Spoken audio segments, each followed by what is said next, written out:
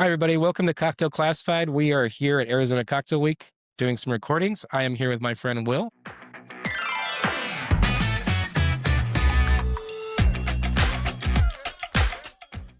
Will, welcome. Thank you, Patrick. Excited to be here. All right.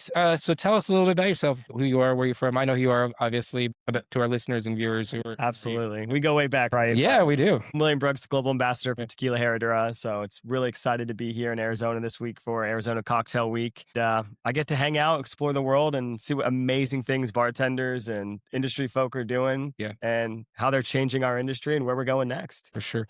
How long? I've known you for like 7 years, 8 years now. Like when I first moved to Houston, I think you were also one of the first. Time flies, man. Yeah. It's crazy. I feels like yesterday, Yeah. just there's so much going on in Houston and just the way we've connected over the years. It's been great. Yeah, it's for sure. Like a lot of the podcasts we've been doing, it's more people that I've just met through the industry. Like I've met everybody, like I met you, I met the Milagro team, like all around the same time. And like, I just like everybody's kind of progressed into the roles that they are. Like I met with you, I think you were in marketing or you were doing something with Brown Foreman at the time, right? Absolutely. With Greenhouse. Yeah, with Greenhouse. That was kind of like the origin story for me, Yeah. But you're right. It's like we've all changed so much and you watch everyone's path grow and evolve. And what's so cool about that is we still get to cling to those like connection points from the past, but develop new reasons and new stories as we move forward. Yeah, for sure. So let's talk a little bit about you. I know you're the global brand ambassador for Herradura, right? This is something you kind of worked into, and you have more of like the marketing side of it, right? You haven't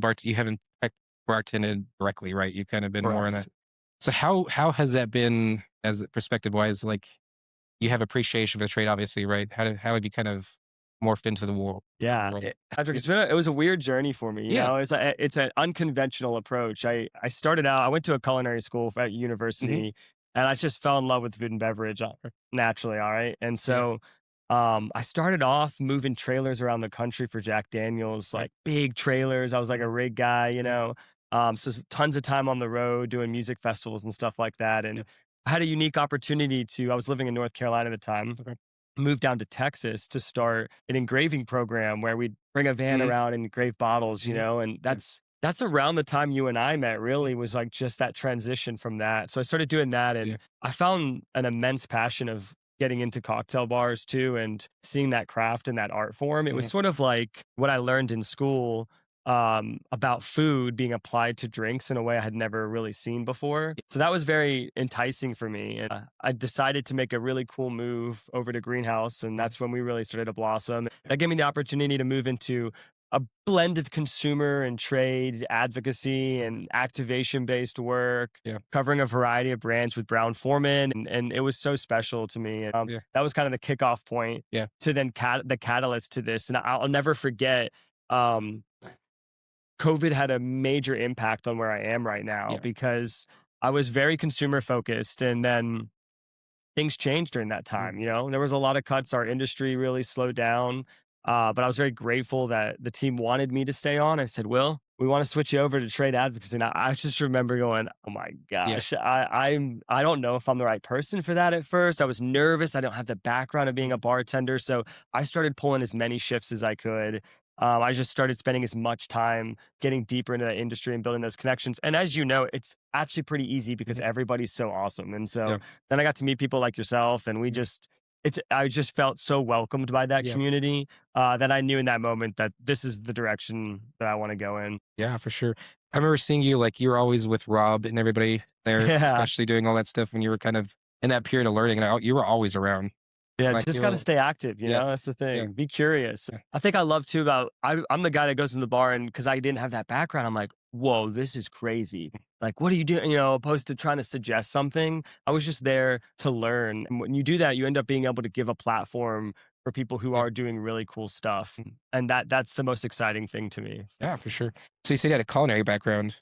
A little bit. I went to school there, to Johnson Wales University, and quickly learned that like this like dream I had as a kid of being a chef was like not on the cards for me. So I focused a little more on the food and beverage marketing side, and so that was so cool to explore how we take that craft and bring that message to others, and how you can help others build their business around that skill set. Because a lot of people that could cook or make a cocktail may not be the one that wants to manage the business side of things. And so I kind of saw that gap, and that bridge is something I was really interested in. Yeah, for sure. So what, like you said, like as a kid, you wanted to be a chef. Like what inspired you as a kid to be a chef? Because I can tell you, I love watching Emeril Lagasse. Yeah. And that's kind of who my family loved watching it. My grandparents watched it, and I'm like, I could do this. And I was going to be a chef initially, and then I'm like, okay, maybe I should just go get my business degree, because I had a full ride to the one in New York, the Culinary Academy. Oh yeah, Or Culinary, I can't remember what it's called, the Culinary Institute. Yeah. Yes. And I'm just like, I could do that, or I could just go get a business degree in F&B. That's what I decided to do.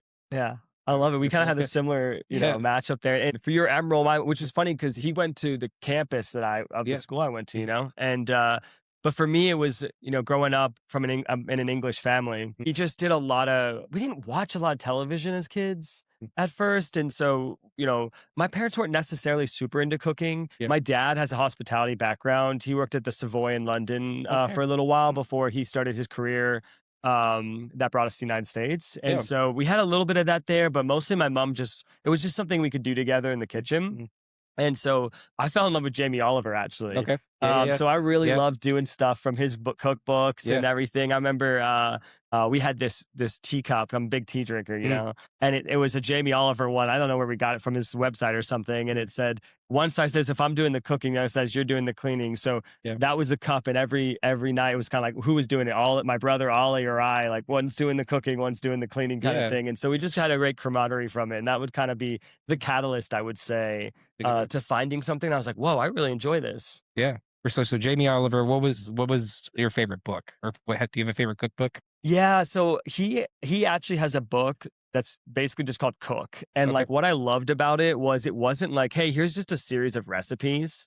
It was more like technique based too. So it was like a really good way to learn how to apply certain things to it. And I love that because I don't want to have to memorize a bunch of recipes. I just want to be able to start messing around and doing stuff. And he kind of kicked me off on that. And that's when I was like, wow, that's kind of what Culinary School does, right? Too, is that it helps you understand technique. It helps you understand how to create your own thing, and not just rely on a set recipe. Yeah, for sure. My favorite is Escoffier, the big book. I actually just found it when I went to New Mexico for Thanksgiving from one of my first mentor chefs. He passed away 2 years ago. I thought I lost it. And I opened the page that he actually signed for me. I'm like, oh my God. Oh, you must have got chills. I got a little bit of chills and a little bit of I got very teary-eyed, but I have it now. It's one of my favorite books. Oh, I love that. It's beautiful. He said, once you master this, you're truly a chef. And so in there, I'm like, oh my God. That's impact right there. But yeah, I mean, it seems like culinary to this is a natural linear transition for you. It is, definitely. Yeah. With Herradura, that brand.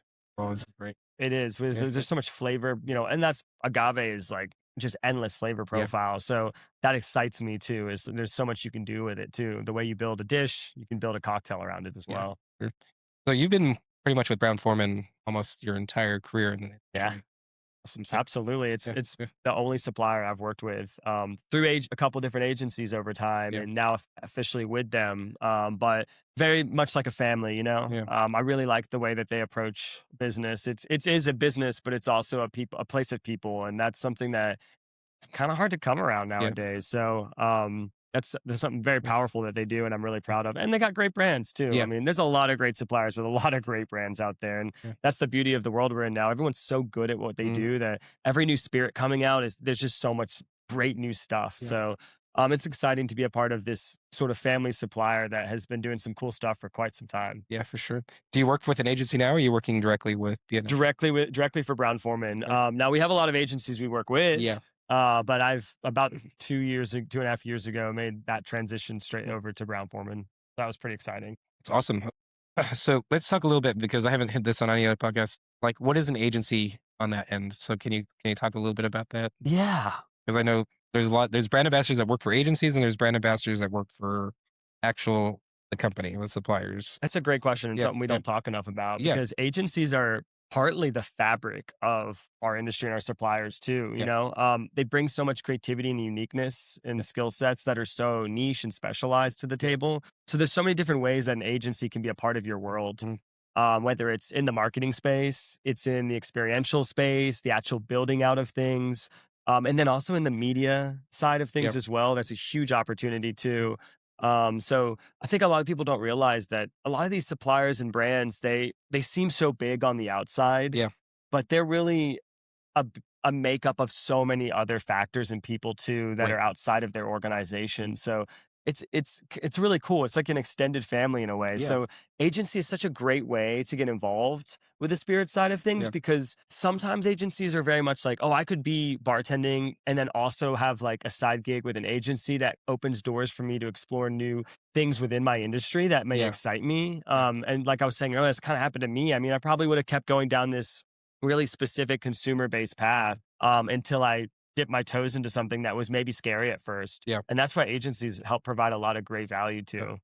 Yeah, for sure. I mean, we have the media agency now that we're doing, so that's kind of helping us get into doing more brand stuff. Well, And it's cool because you're able to get deeper into things and like you're not as restricted to hmm being on that side. yeah, So you can work with a variety of suppliers. You yep, can explore topics that weave their way in our industry throughout multiple streams, yeah, not just one supplier, not just one brand, which helps paint a really beautiful yep, picture with a nice broad stroke too from that viewpoint. So I know I'm really excited for your journey, yeah, and there's just so much more to come there, isn't there? yeah. I'm excited. We're doing the most exciting part for me is the ability now to actually pitch all the companies now as one agency because we have Not Too Sweet, Yep. which is the event productions and the bar consulting, Visual Media, which is Luis and I doing the photo and video work. We now have this company for the Cocktail Classified. Hmm. And then we have Wildberry, which does more small business stuff. So it's kind of all encompassing. And dude, I Yeah. also have to say, man, the names are so good. Yeah. Like Yeah. that's just like four great names Yeah. all in one right Yeah. there. I mean, some Yeah. people search their Yeah. whole spanning career of their business to get the Yeah. right name, and I mean, you that's I love them all every Yeah. time I hear them. Yeah. It's one of the, again, I have the business degree in the marketing and just like, even with Night Shift, if you remember Night Shift, Oh it's yeah, like the time we spent on the branding is very important. And that's the same absolutely. thing I've kind of brought into for all our branding points. And Night Yeah. Shift has this special place in Houston's history Yeah. too. Mhm. It was so beloved for the time we had it. Yeah. Yeah. We have some stuff coming down the pipeline, Oh, hopefully in what's that? 2027. We'll see. Okay. Fingers crossed. Yeah. Everything aligns and with the way the world is right now, we'll see what happens. But there is something coming at some point. Oh, I love it. Yeah, awesome. All right, cool. So we've talked a little bit about your background, how you came from marketing. What advice would you give to someone who is kind of like in your same position where they're not necessarily bartenders, but not like I guess industry adjacent, more on the marketing side, Hmm. but they kind of want to learn more? What would you recommend doing Yeah, for them? I would say be curious and Yeah. be open because there's just so much to look out for out there. If there's something very specific you have a vision on, that's great. But this industry changes and evolves Mhm. so much, so it's really important to like be open minded with that sort of thing. And I always highly recommend diversifying as much as Mhm. possible. If you see a door open at a distributor office, you see a door open with an agency, Yeah. obviously with a supplier too, like go explore each of them because you may think one thing is what you want to get to and love, Yeah. and then you may find another level down the road too. So that's the big thing. Be open, be curious, and then also my biggest piece of advice is be vulnerable because there's always going to be somebody else who is going to blow your mind, who's going to know more and is going to have been there and just be such a steward to success. Yeah. So if you can be humble in that sense and always like look to others as people who can add to your being and Yeah. your goals, then you're gonna find success and you're gonna make great friends along the way, no matter what. Yeah. Yeah, That's great. That's a great point. And be humble. Yeah, always. always be humble is always really important. And awesome. So we're here at Arizona Cocktail Week, naturally. So is this your first Arizona Cocktail Week? This is my first Arizona Yeah, Cocktail Week. I'll tell you yeah, what, man, yeah, I'm so yeah. excited to be here. I didn't know, well, I knew a bit of what to expect, obviously, Mhm, right? We go to trade shows a lot, mhm, year after year, but this one is so unique to me. mhm, It just has a very special place in my heart now, even on this first couple days. I mhm. mean, first off, I just got to say I love Arizona, Yeah. and I'm a little biased there because I do love this place so Mhm. much. And the weather Oh yeah. doesn't suck this time of year, even though we are in like Yeah. at the hottest it's been in a Yeah. February Yeah. here. But I will take this over some of the time frames that some of our other trade shows happen. I'm yeah, first time, really excited. Yeah. I love Phoenix. What bars have you been to? Oh my Have you gosh, been? yeah. Yeah. So went and spent some time over in Valentine in 1912. Okay. Really cool. Yeah. Arcoa is amazing Arco is too. great. Really Mhm. good. Bitter and Twisted, Little Rituals. It's like you can't not go to there because Yep. they're not just so good, they're so important too. I mean, they make such a big impact on our industry. Yeah. I mean, they have waves that ripple across the world, you know? Yep. Then obviously Century Grand is just such a Undertow. beautiful concept and so many cool little mini concepts within it too, Yeah. you know? So I really enjoyed that. And then Sonny's is, a Sunny's is great. great Yeah. industry spot. Yeah. I absolutely had a great time there. So yeah, we've been hitting a lot of different places and that's just scratching the surface. I don't Yep. think people realize how deep Arizona's cocktail scene in general goes. Yeah. For sure. Sunny's is definitely like we were there last night Hmm. with one of our clients, and it just like I was looking at the bar. I'm like, they have every single type of consumer in there. They have the older consumers. Like there's this older gentleman just sitting there chilling Hmm. in the corner, even though this big event is going through, Yeah. having his beer and enjoying the time. And then we had the visitors in there, and you can tell the neighborhood people were coming in as well, which is great. So obviously that's the neighborhood bar there. Isn't that a Like, great yeah. like example of how that's a bar that will survive, right? Hmm. The times because you attract all ranges of Yeah. people. And that's also just a sign of how good your hospitality is. Right. That you people who look for different things all feel comfortable there. Yeah. How good your drinks are, if such a range of palates can Mhm. enjoy it. So that's a special place. Yeah. And then of course Little Rituals and Bitter and Twisted, Ross and Aaron. Of course we gotta Oh, Ross make and sure Aaron are we shout amazing, them man. out. Like they're hustling this week. I haven't seen them yet, but we'll They're see them always soon. grinding. They're I always could great. imagine this has gotta be, like, just the wildest week for Yeah. them, with how much they're involved into. It's such a Mhm. it's crazy, it's amazing. Yeah. So it's the first year at Arizona Cocktail Week. You had your first cocktail carnival yesterday. Oh, yeah. I know you're walking around with the mics and getting some content, which was great. Are you excited for Top Bars tonight? Very, very Yeah, it's excited, my favorite man. event. It's like that moment we're all waiting for, you Yeah. know? I think Cocktail Carnival was incredible, Yeah. and it blew me away. I Yeah. didn't I knew it was gonna be good, but I didn't think it was gonna be quite to the level it was Mhm. just because I do a lot of events like Mhm. that are they feel more consumer Yeah. focused and you get a blend, these outdoor environments, and there's a lot of factors with indoor versus outdoor on sound and all these different things, but, Yeah. um, wow, they blew out the water. Yeah. I mean, that was fun. Great brands there, great show out, great unique ideas, but top bar, man, I mean, we're about to get to stand in a room Yep. with the best in the game Mhm. from around the world, Yeah. and it's just not often that you get to taste all of those flavors in one place, Yeah. opposed to having to travel so far to get them. Yeah.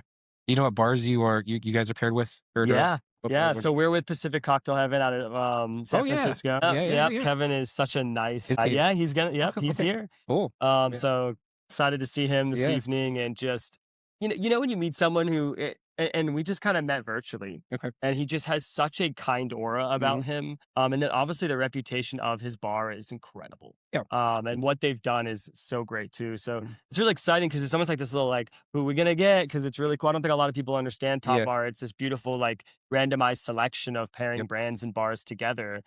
So it's a great way to explore things that Mhm. maybe you wouldn't have explored before, and Yeah. also sometimes you're like, oh, I wouldn't typically think of maybe a certain spirit being paired with that type of bar, Yeah. but it goes to show the versatility of these places Yeah. too. You know what cocktail he's making?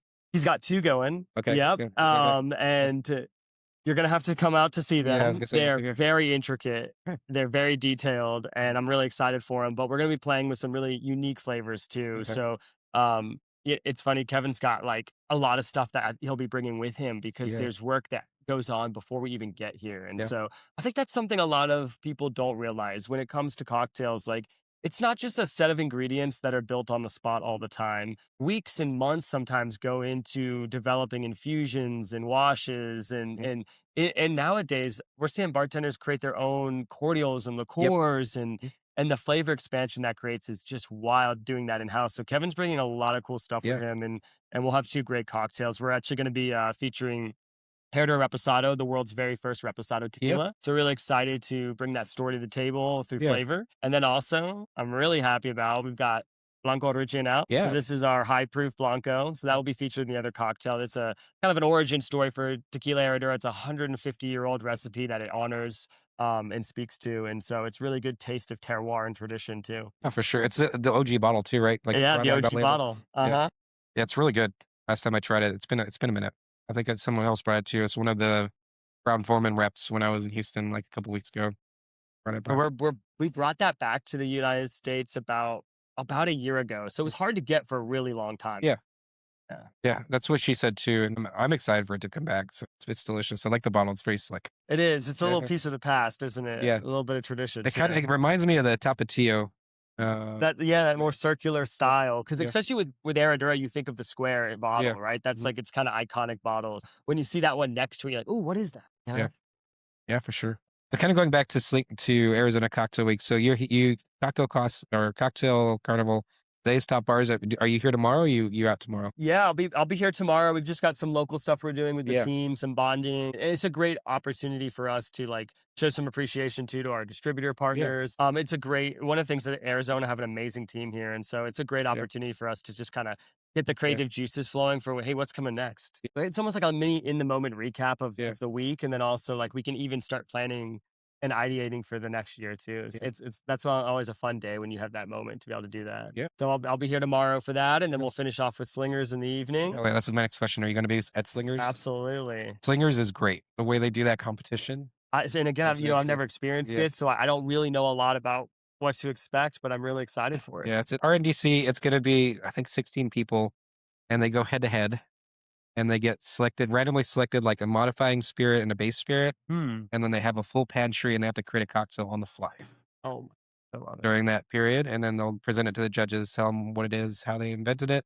and then it's basically you get eliminated or you move on to the next round, Oh, I the love next it. heat, and that's it's basically 3 heats, 4 heats. So this is interesting Yeah, because we have like a really cool concept here. And there's a little variations you'll see, at different competitions around the yeah, country, but something like Slingers, like you go on the Food Network and it's mhm, like endless shows about mhm, competitions for cooking. And it's like, we definitely need more of that in our yep, space because this stuff is just as intricate, if not more yeah, sometimes. And there's so many people doing it really well. yeah, I mean, you've probably done, I can't even imagine how many competitions you've yeah, seen that's in your crazy. life, Yeah, and it's just like all of that could be a stage for people outside of the yeah, industry to learn more about that and get involved too. yeah. So I know we had Drink Masters on Netflix, and they were supposed to be bringing it back, but I'm not sure. I'm curious what's gonna happen with that, but I definitely agree. I think there needs to be some more cocktails. There's not enough cocktail, or bartending shows out there. yeah. Something that So let's hope for the best there. yeah, Would love to see Drink Masters come back and would love to see someone explore other stuff too. I mean, I also would love like the variation of something like a Anthony Bourdain style traveling show, but yeah, with cocktails yeah, focused. And so I think that's really cool when you got like, he would travel around and yeah, explore people and culture. yeah, We could do the same with the drink scene. I yeah, mean, that's kind of what we do, right? yeah, In a way, it just hasn't been recorded like that. So, yeah, for sure. I think so we have an idea of potentially doing something like that here in the future, so maybe oh, we'll exciting. we'll get something going. Um, so singers really good. Cocktail competitions are great opportunities for people to grow, Hmm. I think, as well. There's also some where from a marketing standpoint, right, you gotta look at I know how marketers like you know how marketing works, is they're more worried about, like, the KPI versus Mm. having bartenders making the cocktails and not really getting anything out of it, and then going from there, having some mic issues, but Well, no, this it's is funny you interesting, say yeah. that, Yeah, Patrick, because that KPI piece is interesting, but yeah, we are seeing a new transition in the yeah, way we look at KPIs. yeah, So I actually, I'd love to share that with you. What's really yeah, cool is we're not seeing it be so structured towards like a commercial approach yeah, always. Nowadays we're seeing KPIs based around emotive elements, right? sure, Things that are based around impact and emotion mm, and leaning into that more than always just being so structurally commercial based too. And yeah, I think that's exciting for our industry because it breeds creativity, and it allows us to explore creativity. And from a marketing perspective, it's allowing us to share with consumers what's inside the minds of people they don't normally get to interact with. And yeah, so if we are now seeing people geared towards, hey, my goal is to throw a cocktail competition yeah, versus my goal is to yeah, just make these sales, then all of a sudden the result's the same. yeah, You still get those end results, but you're doing it in a more creative and unique way. yeah, yeah, for sure. I'm curious to see, like, what's gonna happen with everything going on right now in our world. What's gonna happen with the cocktail competition scene. Yeah, Is it it's tough, right? I yeah, mean, there's a lot of positives and negatives, and I'll say, I know we all see this sort of decline in drinking a little yeah, bit and those numbers going down, but I see this as a big positive too because when people bring wellness into their life Mhm. and their space, then they have more energy to commit to something they love. Yeah. And I also think it will drive quality over quantity, Yep. which is always a good Yep. thing. I mean, it's really remarkable. You don't see a huge range of really low quality spirits anymore. And Yeah. that's because if people are going to drink less, Yeah. maybe they want to drink better. Yeah. And people are definitely more educated.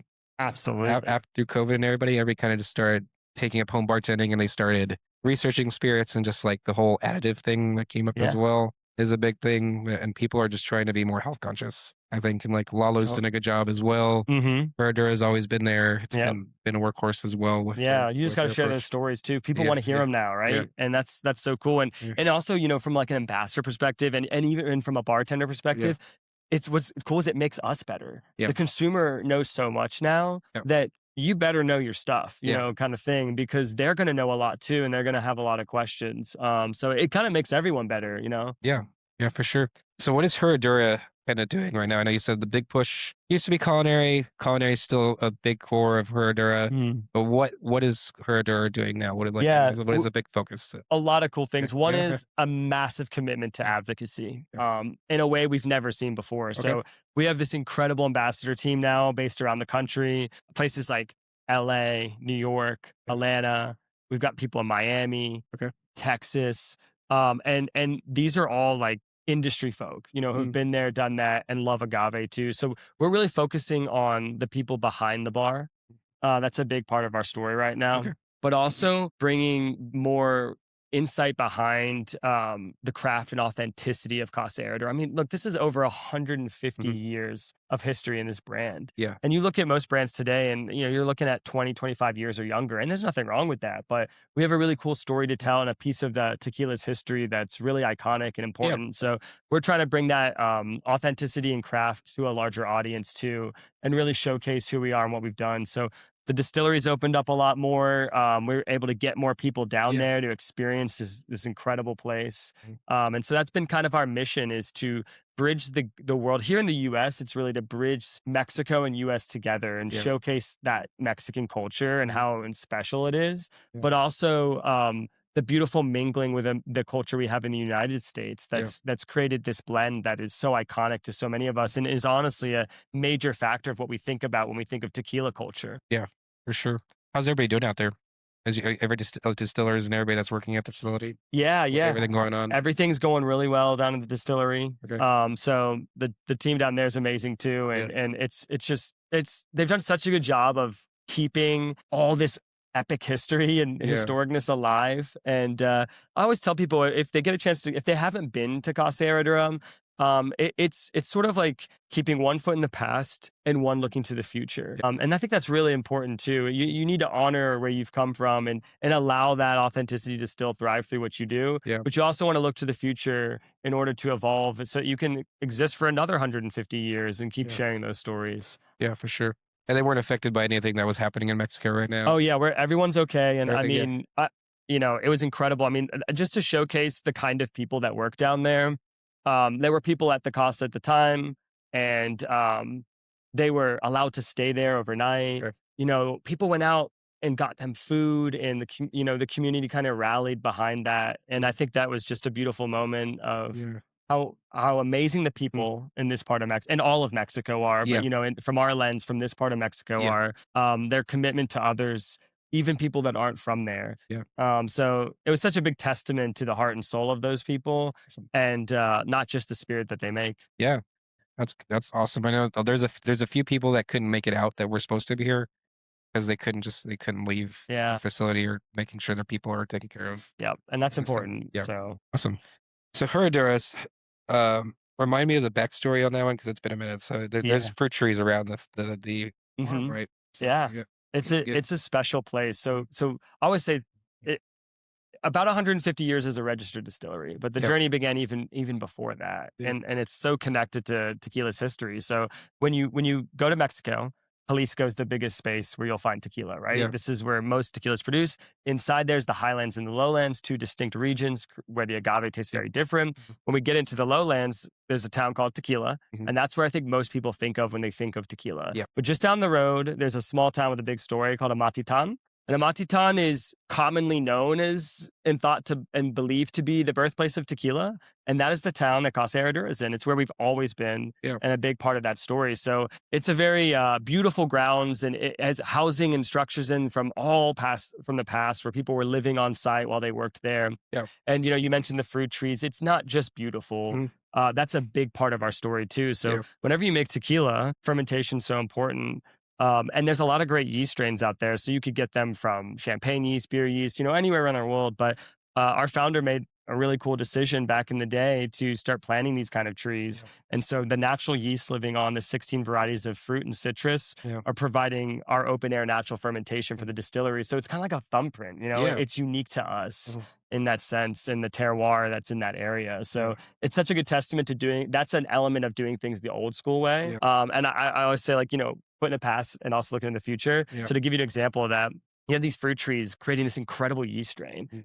But at the same time, we're like, oh man, moving with trucks, moving juice from like the milling and cooking area over to fermentation and distillation, that's like emissions, that's moving, the trucks going back and forth. Yeah. So we've built these pipe structures that move liquid around the distillery. Yeah. So that it's a little more efficient. Yeah. And less no emissions that way. And just overall keeping the serenity and the beauty of this place alive.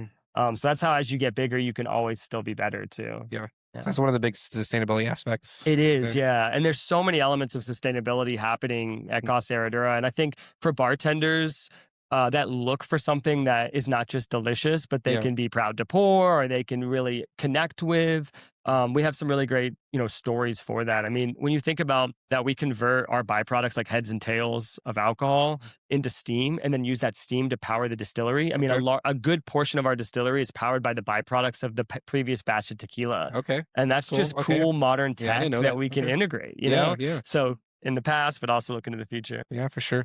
Are you guys recycling the bagasse? Oh, yeah. You do that Absolutely. too? We turn it into mulch. Okay. And that mulch can go to farmers. We also have even worked a few times with a really cool company down in Mexico that take those fibers and convert them into like a agave leather. Oh, cool. We can make bolo ties, a wallet. You can make anything almost out of it. So we do stick to mostly using it for mulch. So that's that recyclable element. Casa Herradura is like what we call a zero waste to landfill site. So that's about 99% of all waste recycled, reused, and at this size of a distillery, that's pretty incredible to think about because the impact on the environment is huge. That's a side of tequila a lot of people don't know about is how much waste is involved in the creation of tequila and the impact that can have on the people and the biodiversity of the area. Yeah, that's definitely something like making spirits it's rough for the environment. It's a double-edged sword, isn't it? Yeah. So it's really cool that there's a lot of sustainability aspects. I'm seeing a lot of more brands are getting into it. Like it's been here, but it's going to continue being here. Herradura is added. It's also that we have I'm going to ask about the whole additive movement. Herradura has always been just Herradura, right? There's not really, they don't do like. Absolutely. So when you pick up a bottle of tequila Herradura, we are additive free in our expressions for everything except for one of them. And we're proud of it, man. We put it on the bottle. We have Herradura Ultra, our Cristalino tequila. It utilizes a touch of agave nectar. Agave nectar comes from the same plant that we make the tequila from. It brings in a unique mouthfeel and it brings a lot of approachability to a spirit too. So I always love saying like that could be the catalyst for you falling in love with agave and then exploring everything else that's out there too. Yeah, for sure. So you do the Blanco. You said they're the first repo. You guys are also the first reposado. Yeah, world's first reposado. And then a pioneer in the extra añejo category. Okay. So that's pretty cool too. And also a pioneer in women in distillation, something that was not common in Mexico. So you can go way back to the 50s and see. And so every single bottle besides that original Blanco that you see from Casa Herradura was created by women in distillation. So that world's first reposado and all these iconic moments throughout tequila's history were defined by these incredible women who just brought a whole new lens to distillation in Mexico. Yeah. Is Herradura still family owned, or is there like we're owned by Brown Forman? Okay, so it's now Brown Forman is the owner of Casa Herradura, and they have done such an amazing job of keeping it to its roots too. So a great example is like if you go down and visit, everyone working on site there have had some sort of connection to Herradura or from Mexico's community in general. You'll meet people down there that are 2-3 generations with the distillery. And so it's so important for us, like, hey, yes, Brown-Forman own it. And Brown-Forman brought so much of this sustainability to Casa Herradura. They brought a lot of barrel knowledge to Casa Herradura as well. But wanted to make sure they could maintain the authenticity of that space, that brand, and how important it is. So that's a really hard thing to do, and a lot of times people have an immediate perception of that, right? Like, oh, a supplier from a different country buys a brand, and you may think that a lot will be lost in that process. But I've been so impressed by the way over the years Brown-Forman have maintained Herradura's identity. Yeah. For sure. When did they acquire him? So this was around 2007. Okay. Yeah. So it's the early 2000s, mid 2000s is kind of when that kicked off. So obviously Herradura's history is that's just a fraction of it, right? Yeah. So in the grand scheme of things, it's a relatively new partnership, even though it's still been some time. Oh, for sure. So let's talk a little bit about the aging process, because I know Herradura does tank aging, right? Mm-hmm. On the silver. You want to talk a little about the tank aging to the repo to the añejo? Because absolutely, you do a little extra time on them, right? We do, yeah. And we go above it, beyond the standards for aging is so important to us. So think about this. It's 2 months to age a reposado. We age for 11 months. It's a year to age an añejo. That's the minimum you have to do. We go for 25 months. Okay. So we're doing that all through, and we even do it with a silver. So we talked about the Blanco, that we just brought to the U.S. recently. Yeah. But we also have Herradura Silver, and it can get a little confusing. You're like, whoa, two Blanco style tequilas. One's called Silver, one's called Blanco. What's the difference? Yeah. Our Silver actually touches a barrel for 45 days, and it's not really aging the tequila. It's like a chef's kiss. I always like to say, just a light mellowing effect and bringing some new nuance to that spirit too. So we do love to experiment with barrels, and we've gone even further recently. Have you had a chance to try Herradura Legend? Not yet. Okay, we got to get you a pour of that because it's a beautiful bottle. And what it's all about was our master taster at the time was kind of like, hey, I'm going to make something that whiskey lovers are going to lose their minds over. Yeah. And so the idea is it's one of the first times that tequila has been aged in a grooved barrel. Okay. So deep cut grooves in the barrel, allowing more surface area of tequila to be exposed to that oak. Yeah. And that's a really cool part of our process. I mean, at Casa Herradura, there's a mini cooperage style space there. Yeah. So we can fix up barrels. Yeah. You could toast and char barrels there too to get them perfect for tequila. Most people may not know this, but the vast majority of tequilas that are aged in used barrels, right? Mm-hmm. So we get ours from, places like Jack Daniel's, Woodford Reserve, Old Forester, but then we can give them their nuances that we feel are really great for aging so that you can age for a long time, but also not lose the agave. When you're aging, are you doing it are they laying down or are they actually standing up? So they're on their sides, right? Our rick house is not temperature control, which I love. It's so cool. Yeah. It's like, nature, you do your thing, Because of this, we have like a 12 to 14% angel share. It can sometimes go higher. And it also means that there's a lot of nuance in things like our double barrel, which is our version of like a personal single barrel selection. And it allows such a wide range of flavors that way. Awesome. Yeah. We talked about that. Is there any other sustainability things that you're doing at the hacienda? Absolutely. Yeah. Outside of that, like any kind of bat projects or anything with bees or anything like that you guys are doing to stay at the fruit trees? Yeah, exactly. The bees are a big part of it. You'll see them buzzing around at the distillery because of that pollination and the effect they can have on keeping those trees and the next generation going. Yeah. But also in the fields too. So we're really proud to be part of the ARA certification.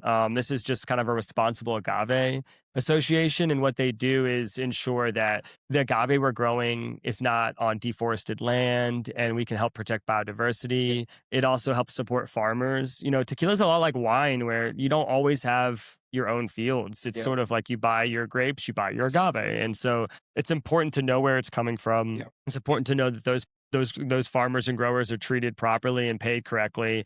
And then also to ensure that the land is protected so you can keep growing great agave.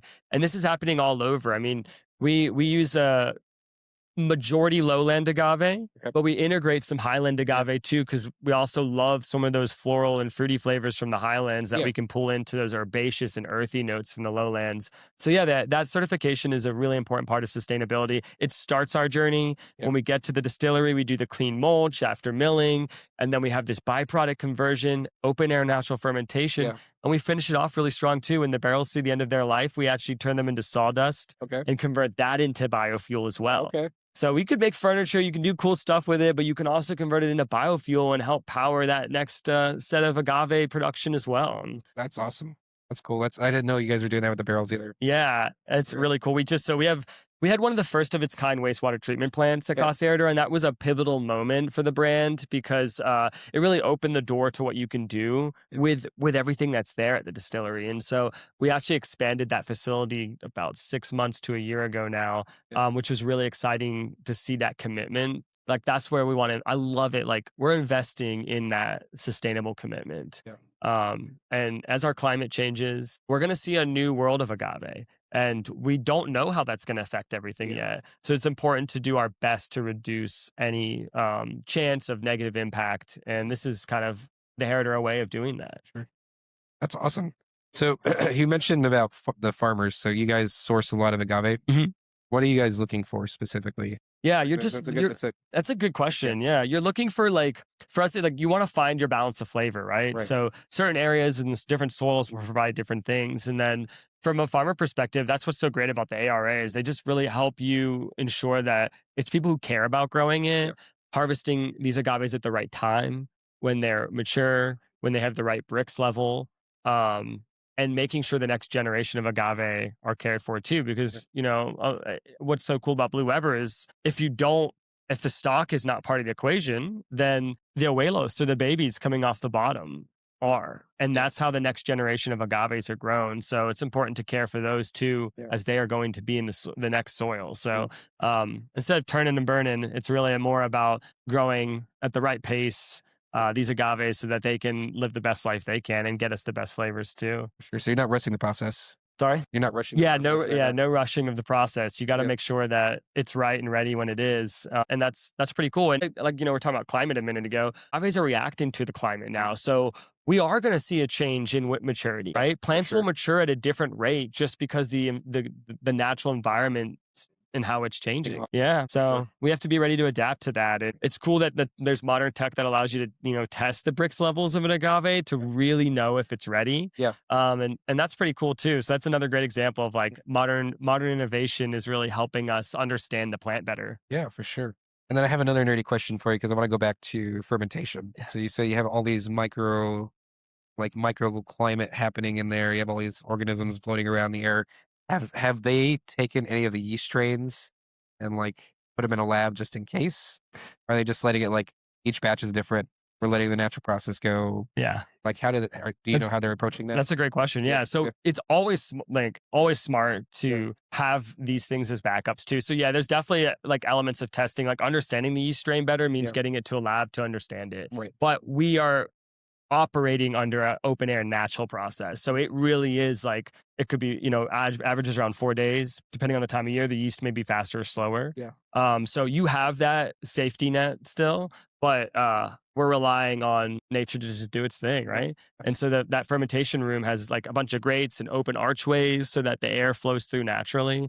But yes, exactly. I mean, I think there's a common in any industry where there's a huge natural element to something that you do. We can sometimes get scared of words like laboratories, but they're also designed to help protect nature and help protect the plant and understand it better. I mean, when you look back in the past at when agave went through a really scary destruction of crop, and shortages that were coming from pest and disease, it was the ability to understand the plant better in a lab that helps save these plants too. Yeah, it's a balance. You want to make sure that for us, it's let's use the natural open air yeast and just let it do its thing, but you can have that backup there as part of that journey too if something changes in the future. Yeah, for sure. Okay, that's awesome. Are they pulling from any of the batches? Is there a laboratory team as they go through fermentation, just pulling and checking it? Checking it and so I mean, obviously, you want to keep an eye on it, what's it doing, how is it changing? So they're really aware of that yeast strain. It's kind of it's like a nature documentary, right? Where you're letting nature do its thing, but you're capturing and watching everything, ensuring and learning about it and understanding it. Awesome. Cool. So we've talked about the product, we've talked about where it's going through. What is next? What do you got coming up? So we've a lot of exciting stuff coming up. So we have an LTO coming, a limited time offer that's going to hit soon. We're bringing back this series called the Colección de la Casa. So you may have seen some of this in 2012 through 2016, and it is exciting. We're looking at exploring what we're going to do next with these expressions. How do we share the past but also how do we look to what kind of new exciting things we can do. So we will be releasing our still strength Directo de Alambique, bringing that back to the public. It was beloved, and we wanted to share that again. Yeah. It's a true taste of terroir, expression, and a heck of a way to upgrade a cocktail too and explore some really unique flavors. Okay, that's awesome. So when is this?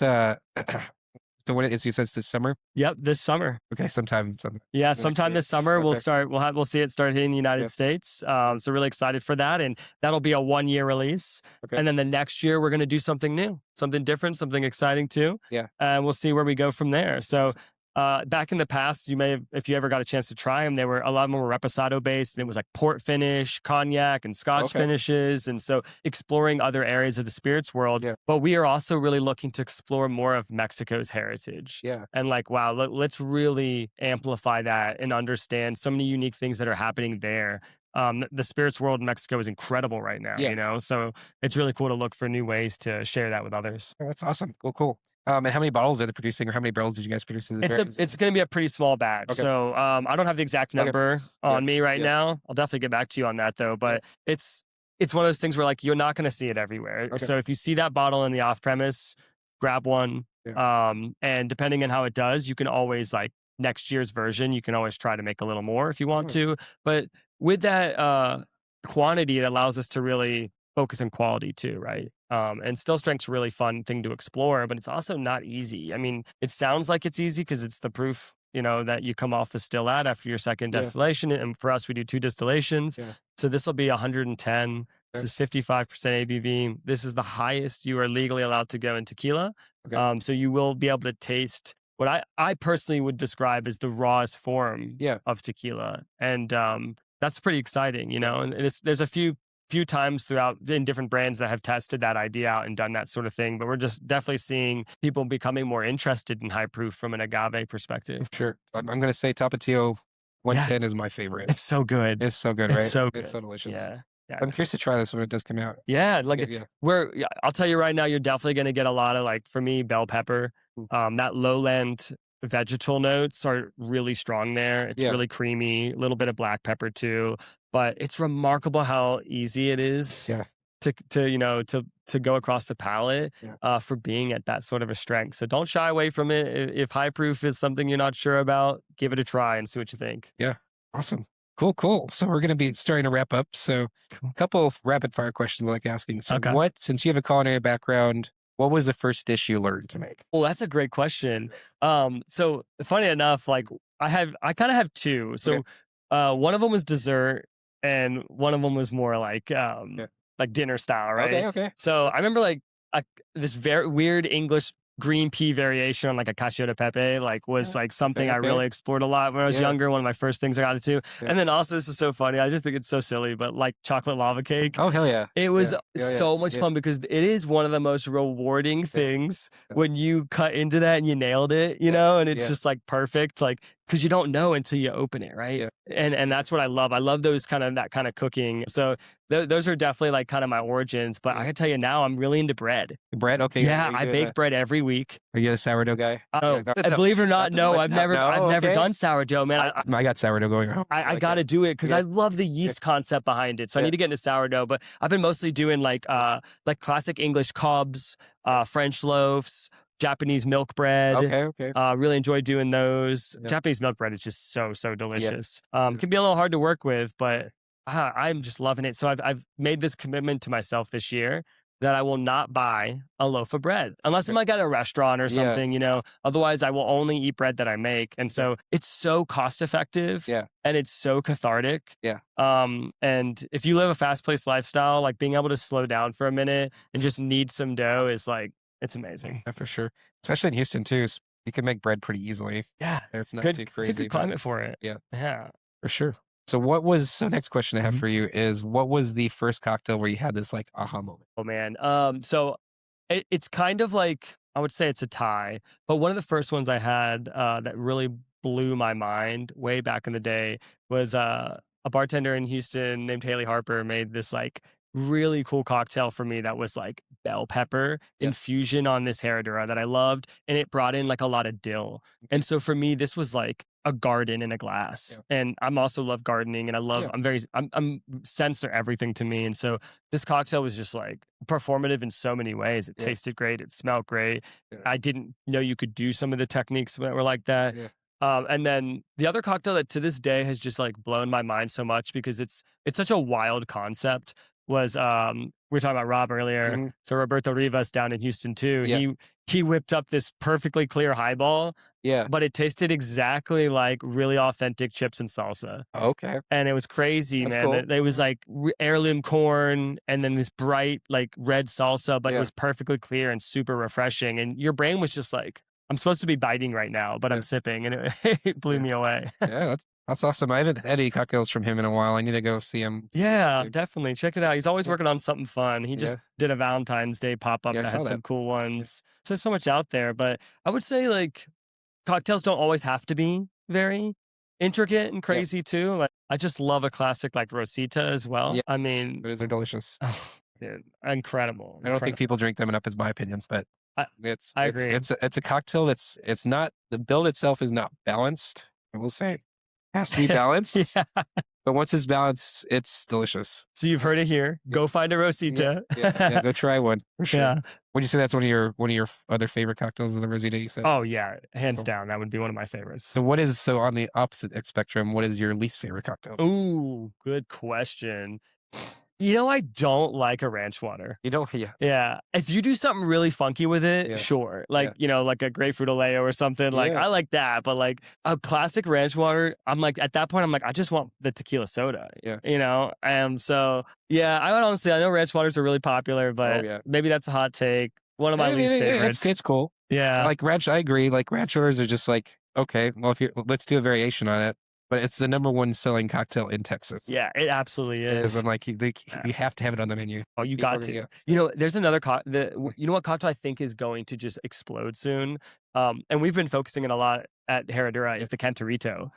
And it's just, if you like a margarita and you like a Paloma and you want like it's like if a Margarita Paloma had a baby and it like went to college. It's just like it's just a little more, you know, intricate, a little more advanced, but it's super delicious and approachable. And the story behind the drink is so cool with the clay vessel too. So I think Cantaritos are going to be a big thing in our tequila space coming forward. I've been seeing a lot more, even just the Cantarito glasswares are everywhere. Absolutely. And it's huge in Mexico already, but like here in the US, we don't see it, and around the world, we don't see it as much. And oh man, it's so delicious. What do you think about Batenga? So that was the other one I wanted to say. This is where I'm going to like, wow, boy, was I wrong. First time I had a Batenga, I was like, no. I don't want this. This is a whiskey thing. Or this is a rum thing. I don't want this. Then I had a Batenga made the right way. When I was down in Mexico, and I was like, oh, this is amazing. When you use the knife that you cut the lime with, that gets the essential oils on it, you stir with that. It's crazy. The cola becomes earthy and refined, and the salt inside there, it switches it up so much. And I actually am a fan of the Batenga now because I started getting ones that are made the right way. I have had a few of them. They're still not my favorite. I can see why people enjoy them. Absolutely. So we're gonna keep searching them. We're gonna keep searching. We got to spend some time in Mexico together. I still haven't been there. I need to go. It's been on my list. And the town of Tequila is the spot where the Batenga was really kind of like has its origin story, and it's pretty special to go there in such a humble, small little space and try it that way. Yeah, for sure. Again, would love to go there at some point. So one day. Yeah, we're gonna make it happen. Sure. Cool. Well, where can people follow you if they have any questions? Like you go ahead and chat out. Absolutely. You can check me out at Cup of Tequila on Instagram. That's CUPPATEA. Always throw T in there. You know that's my second love. Tequila, QUILA. So Cup of Tequila on Instagram. You'll see where we're going around the world, the country. You can also follow at Tequila Herradura as well. See what's going on there too. So you'll get a little bit of everything from around what's happening in the US, what's happening in Mexico, and then also our travels and our engagement with the industry, the trade and bartenders and all the exciting things that they're doing. We're trying to showcase there too. I'm very excited for this year. If it's very trade focused, I'm curious to see what you have been working. Absolutely. With the team. There's so much cool stuff going on, and each ambassador in their region are really taking ownership of what that story is too. So whether that's like partnering with the new trade shows that are going around the country mobily to ones like being here in Arizona at Arizona Cocktail Week. And then also just like programs built around helping new and upcoming bartenders find their passion Yeah. and find the part of the industry that they love too. So there's R&D workshops and that kind Yeah. of thing too. That's awesome.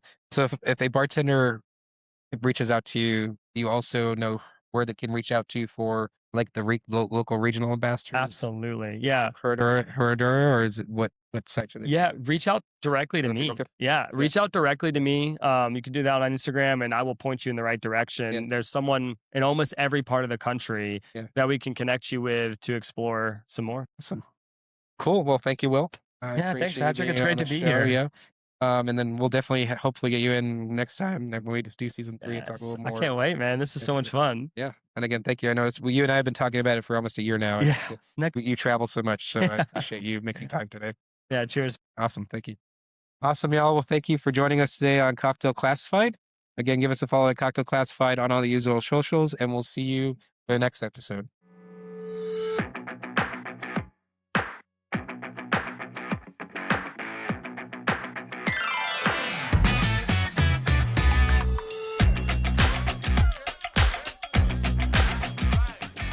Cheers. Cheers.